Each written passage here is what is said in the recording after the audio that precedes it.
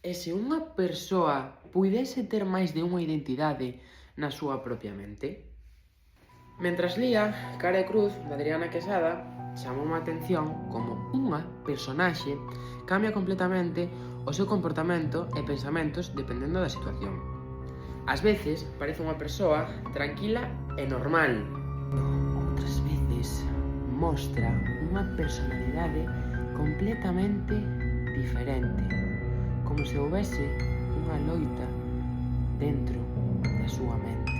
Isto pode estar relacionado con un trastorno psicolóxico real coñecido como trastorno da identidade disociativa, anteriormente coñecido como trastorno da personalidade múltiple. Na psicoloxía, este trastorno prodúcese cando unha persoa desenvolve diferentes identidades. Cada identidade pode ter diferentes comportamentos, emocións e formas de pensar. E iso é precisamente o que podemos observar na personaxe do libro, xa que os seus cambios de actitude reflicten un conflicto interno e unha división de identidade. Ademais, o libro móstranos como a mente humana pode crear diferentes versións de si mesma para protexerse emocionalmente.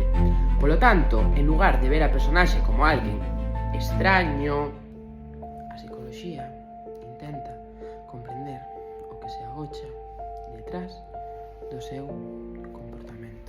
En conclusión, Cara e Cruz non só nos conta unha historia interesante, senón que tamén nos permite conectar a literatura coa psicoloxía e comprender mellor como funcionan os conflictos internos e a identidade humana. Recorda, a mente humana pode crear versións dunha persoa simplemente para poder sobrevivir.